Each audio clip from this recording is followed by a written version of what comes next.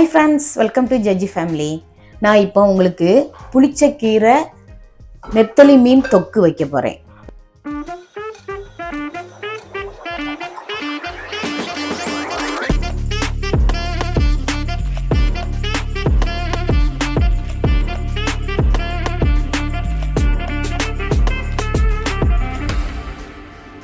புளிச்சக்கீரை நெத்தலி மீன் தொக்கு வைக்க போகிறேன். இந்த புளிச்சக்கீரை இந்த பாருங்கள், இதுதான் புளிச்சக்கீரை. எல்லாருக்கும் தெரிஞ்சிருக்கும்னு நினைக்கிறேன். தெரியாதவங்க பார்த்துக்கோங்க. இது புளிச்சக்கீரை. இதில் உள்ள இது அதில் உள்ள காய் பார்த்தீங்களா, இப்படி தான் இருக்கும். இந்த புளிச்சக்கீரை ரொம்ப நல்லது. பிளட் ப்ரெஷருக்கு, பிபியை குறைக்குது. இது உங்களுக்கு டைஜஷனுக்கு ரொம்ப நல்லது இந்த புளிச்சக்கீரை. இது இருக்கட்டும். இது நெத்தலி மீன் பாருங்கள். நெத்தலி நெத்தலிலே சின்ன நெத்தலி பாருங்கள். இது எப்பவும் கிடைக்காது இங்கே கடைகளில். நாங்கள் கிடைச்ச உடனே சரி வாங்கிட்டு வந்துட்டோம். இது 1/4 கிலோ இருக்குது இந்த நெத்தலி மீன். இதை வச்சு நம்ம ஒரு புளிச்சக்கீரை நெத்தலி தொக்கு செய்ய போகிறோம். இந்த நெத்தலியோட பெனிஃபிட்ஸ் என்னென்னா, இதில் ஒமேகா 3 ஃபேட்டு, குவாலிட்டி ப்ரோட்டீன் இதில் இருக்குது, கால்சியம் இருக்குது, விட்டமின் டி இருக்குது, மினரல்ஸ் இருக்குது, செலினியம் இருக்குது, எல்லா சத்துக்களும் இதில் இருக்குது. நீங்கள் பெரிய மீன் டேஸ்ட்டாக இருக்கும். ஆனால் பெரிய மீனில் அந்த அளவுக்கு, அதாவது சின்ன மீனில் இருக்கிற நல்ல ஒமேகா 3 அந்த இதில் அவ்வளவு இருக்காது. உங்களுக்கு அது ஃபேட்டும் கூட. நீங்கள் வெயிட் லாஸ் பண்ணணும் அப்படின்னு நினைக்கிறவங்க, நல்ல ஹெல்த்தியாக இருக்குன்னு நினைக்கிறவங்க சின்ன மீன், அது மத்தி மீன் ரொம்ப நல்லது. அதே மாதிரி இது நம்ம மேக்ரல், அது என்ன அயில மீன், அது ரொம்ப நல்லது. தமிழில் அயிலையா தெரில எனக்கு. அப்போ நம்ம இப்போ செய்கிறதுக்கு தேவையான பொருட்கள்லாம் பார்ப்போம். இந்த பாருங்கள், நான் பச்சை மிளகா ஒரு 8 பச்சை மிளகா எடுத்து வச்சுருக்கேன். ஒரு வெங்காயம், ஒரு தக்காளி, இந்த பாருங்கள், ஒரு வெள்ளைப்பூடு, இவ்வளவு வெள்ளைப்பூடும் போட்டுருங்க. அப்புறம் கருவேப்பிலை, இந்த பாருங்கள் 2 டீஸ்பூன் மல்லிப்பொடி. நிறைய நம்ம பச்சை மிளகா நிறைய போடுறதுனால இது 1 டீஸ்பூன் தான் வச்சுருக்கேன். அப்புறம் மல்லிப்பொடி, வெந்தயம் கண்டிப்பாக போடணும். அப்புறம் நம்ம உப்பு வச்சுருக்கோம்.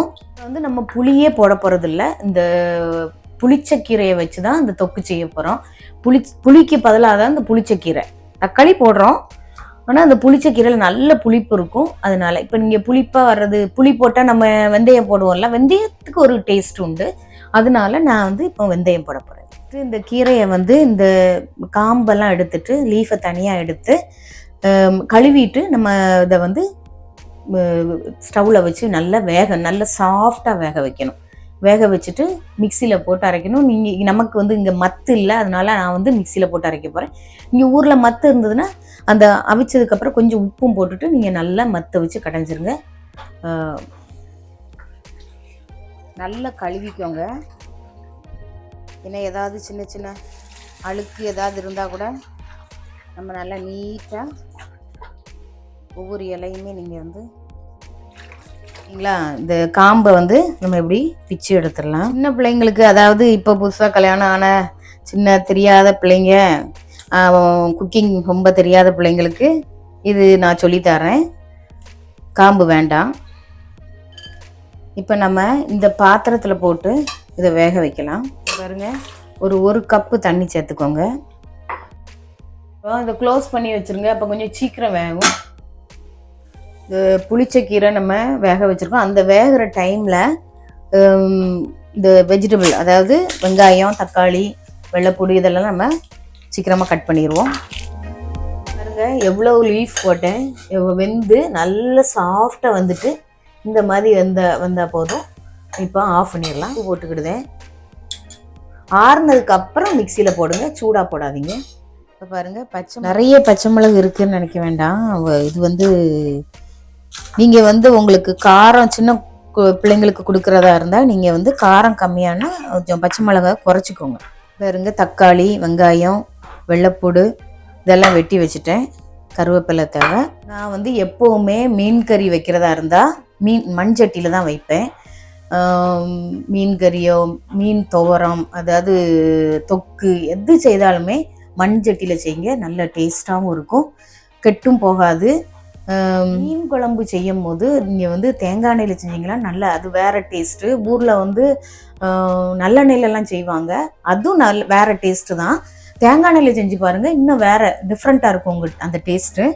இது வந்து இந்த பாட்டில் ஆஃபியாக நான் வந்து ஊற்றி வச்சுருக்கிறது வந்து தேங்காய் எண்ணெய் தான். எங்கள் தோட்டத்தில் உள்ள தேங்காயில் அரைச்ச தேங்காய் எண்ணெய் அங்கே ஊர்லேருந்து கொண்டு வந்தேன், நல்ல ஆர்கானிக். அதனால் அது வந்து எப்போவுமே ஊருக்கு போகும்போது நாங்கள் வந்து தேங்காய் எண்ணெய் நிறைய போட்டு அடுப்பில் வச்சுட்டு ஆன் பண்ணிக்கிடுவோம்.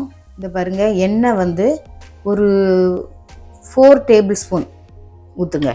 எண்ணெய் சூடாயிட்டு இப்போ வெந்தயம் போட்டுக்கிடுவோம். இது பொரிஞ்சிட்டு இப்போ வந்து வெள்ளைப்பூடை போட்டுக்கோங்க. கொஞ்சம் லைட்டாக வந்ததுக்கப்புறம் ஒரு 30 செகண்ட்ஸ் ஆனதுக்கப்புறம் பச்சை மிளகா போடுங்க. வெங்காயத்தை போட்டுருங்க, வெங்காயம் கருவேப்பிலை.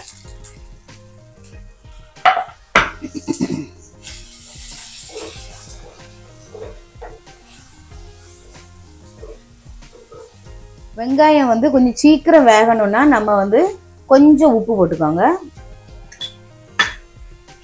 இருக்கு இன்னும் கொஞ்சம் வேகட்டும். வெந்ததுக்கப்புறம் மற்ற மசாலாலாம் போடுங்க. நல்லா வெந்துட்டு இந்த அளவு வெந்தால் போதும். மல்லிப்பொடி போட்டுக்கோங்க, மிளகாய் பொடி, மல்லிப்பொடி, மஞ்சள் பொடி போட்டு பொடி, மிளகாய் பொடி, மஞ்சள் பொடி இதெல்லாம் போட்டு நல்லா வெந்ததுக்கு அப்புறம் தான் நீங்கள் தக்காளியை போடணும். நீங்கள் பொடியெல்லாம் போடுறதுக்கு முன்னாடி தக்காளி போடாதீங்க.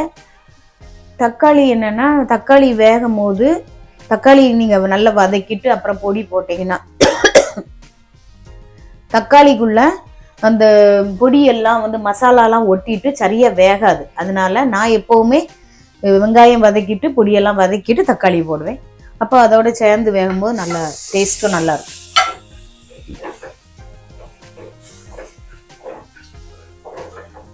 வதக்கும் போது மசாலா வந்து கரிஞ்சிடக்கூடாது. கரியாமல் அதில் நீங்கள் கொஞ்சம் மசாலா வெந்த உடனே தெரியும், உங்களுக்கு ஒரு ஸ்மெல் வரும். அப்போ வந்து தக்காளியை போட்டுருங்க, தண்ணி சேர்த்துக்கோங்க.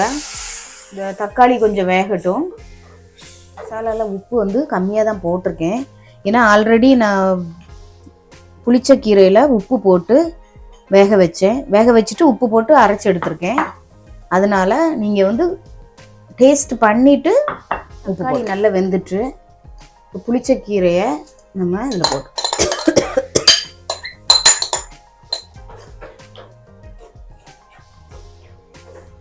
புளிச்ச கீரையை போட்ட உடனே நான் டேஸ்ட் பண்ணி பார்த்தேன், நல்ல புளிப்பாக இருக்குது. நம்ம புளி போட்டால் எப்படி இருக்குமோ, நான் கூட கொஞ்சம் புளிச்ச கீரை கூடிட்டோன்னு நினச்சேன், கரெக்டாக இருக்குது.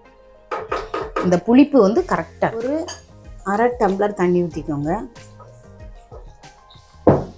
அந்த தண்ணி அரை டம்ளர் ஊற்றிருக்கோம்ல, இது கொதிக்கணும். கொதித்ததுக்கப்புறம் நீங்கள் வந்து நெத்திலி மீனை போட்டால் போதும். இப்போ நாங்கள் மத்தியானம் சாப்பாடுக்கு இதைத்தான் சாப்பிட போகிறோம். நெத்திலி மீன் தொக்கு, சாம்பார் வச்சுட்டேன், அவியல் இருக்குது, இதுதான் சாப்பிட போகிறோம். இந்த நெத்திலி மீன் தொக்கு வந்து எப்படின்னா, மீன் வந்து உங்களுக்கு ஹெல்த்துக்கு ரொம்ப நல்லது. அது சின்ன மீனாக இருக்கிறதுனால நீங்கள் வந்து அது முள்ளெல்லாம் எடுக்க வேண்டிய தேவையில்லை, முள்ளோடு சாப்பிட்றலாம். அதில் வந்து நல்ல கால்சியம் இருக்குது, விட்டமின் டி இருக்குது. நீங்கள் வந்து ரொம்ப டேஸ்ட்டாகவும் இருக்கும். சின்ன மீன் நீங்கள் வாங்கி சாப்பிட்டு பாருங்கள், உண்மைக்குமே ரொம்ப டேஸ்ட்டாக இருக்கும். இப்போ பாருங்கள், கொதிக்க ஆரம்பிச்சிட்டு மீனை போட்டுட்டு சிம்மில் வச்சுருங்க. அதாவது மீனை போட்டதுக்கப்புறம் நீங்கள் வந்து நல்ல சிம்மாக, அதாவது ரொம்ப கம்மியாக வச்சுட்டு ஒரு 10 மினிட்ஸ் சூப்பராக வந்துடும். இப்போ மீனை போட்டுருவோம்.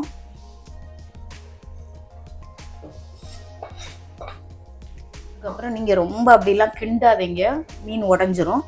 சும்மா லைட்டாக ஆட்டி கொடுங்க. நான் இப்படி வைக்கிறேன், அதனால இது போதும். இப்படி வச்சுட்டு நல்ல சிம்மில் வச்சுருங்க. சிம்மில் வச்சுட்டு 10 மினிட்ஸு டைம் பார்த்துக்கோங்க. 10 மினிட்ஸில் சூப்பராக வந்துடும். க்ளோஸ் பண்ணி வச்சுருவோம். இப்போ நம்ம இதை க்ளோஸ் பண்ணி வச்சிடலாம். லைட்டாக திறந்துருக்கட்டும். இப்போ பாருங்கள், நல்லா வெந்தாச்சு. அவ்வளோதான். நம்ம இனி வேறு பாத்திரத்தில் மாற்றிட்டு நான் உங்களுக்கு எப்படி இருக்குன்னு டேஸ்ட் பண்ணிடுவேன். இப்போ நம்ம இதை வேறு பாத்திரம் இந்த பாருங்க, புளிச்சக்கீரை நெத்திலி மீன் தொக்கு ரெடி ஆயிட்டு நல்ல டேஸ்டா வந்திருக்கு. இதே மாதிரி செய்து பார்த்து சாப்பிடுங்க. இந்த வீடியோ பிடிச்சிருந்ததுன்னா லைக் பண்ணுங்க, ஷேர் பண்ணுங்க, கமெண்ட் பண்ணுங்க, சப்ஸ்கிரைப் பண்ணுங்க. Thank you so much. பை. புளிச்சக்கீரையை வச்சு நெத்தலி மீன் செய்து பார்த்துட்டு இது எப்படி இருந்ததுன்னு எனக்கு கமெண்ட் பண்ணுங்க.